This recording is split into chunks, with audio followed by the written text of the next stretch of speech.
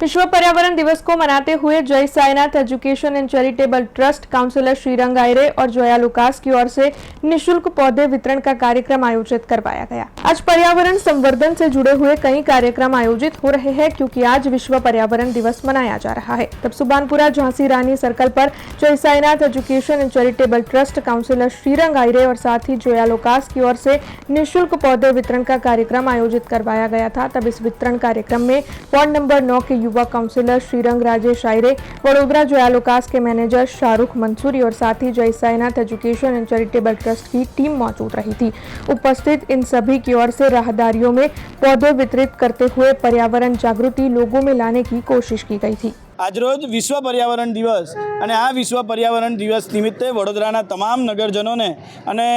સાથે વિશ્વના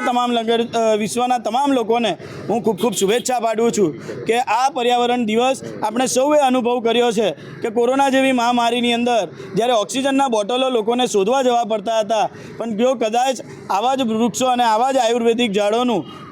અહીંયા રોપણ થતું અને તેના કારણે ઓક્સિજનનું પ્રમાણ જો વધ્યું હોત તો આવી મહામારીઓથી આપણે બચી શક્યા હોત। પણ આજના દિવસે જ્યારે વાતાવરણની અંદર પણ ફેરફારો થતા હોય છે, ઋતુઓની સિઝન બદલાતી હોય છે, તો તેનું એકમાત્ર કારણ ઓક્સિજનનું પ્રમાણ અને વૃક્ષોનું ઓછું હોવું, તેના જ કારણે પૂર આવવું અને આપણે જોઈએ છે કે પૂરની સામે પહેલાં વૃક્ષો રહેતા હતા તો તેનાથી પૂર બહુ ઓછા પ્રમાણમાં આવતા હતા, તો આજે સૌથી વધારે પ્રમાણમાં જ્યારે વધતું જઈ રહ્યું છે પ્રદૂષણ, અને પ્રદૂષણને અટકાવવા માટે આપણે સૌએ એકત્ર થઈને વૃક્ષારોપણ કરવું જોઈએ। અને આજના દિવસે ઝાંસી રાની સર્કલ પર મારી સાઈનાથ એજ્યુકેશન ચેરિટેબલ ટ્રસ્ટ તેમજ મારા માધ્યમથી તેમજ જોયા લુકાસના અમારા મેનેજર શ્રી છે તેમના માધ્યમથી પણ અમે સૌએ આજના દિવસે અહીંયા વૃક્ષારોપણનું વિતરણ કર્યું છે। અને ખાસ કરીને એ જાહેરાત કરવા માટે આપની સૌ વચ્ચે આવ્યો છું કે વડોદરા કોર્પોરેશનના માધ્યમથી 20 લાખ છોડોનું વિતરણ કરવાના છે અને એની અંદર પણ 2.0 જ્યારે આ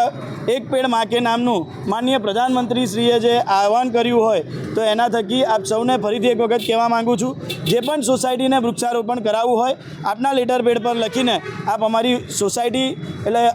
તમારી સોસાયટી જે પણ હોય, નગર હોય, એની અંદર વૃક્ષારોપણ કરાવવા માંગતા હોય તો અમારા કાર્યાલય પર આવીને આપના સોસાયટીનો એક લેટર પેડ આપજો, જેના થકી આવનારા ટૂંક જ સમયની અંદર આપના ત્યાં અમારી ટીમ આવશે અને વૃક્ષારોપણ કરી આપશે। हमसे जुड़े रहने के लिए हमारे YouTube चैनल को सब्सक्राइब करें और नई वीडियो की नोटिफिकेशन के लिए बेल आइकॉन को दबाएं।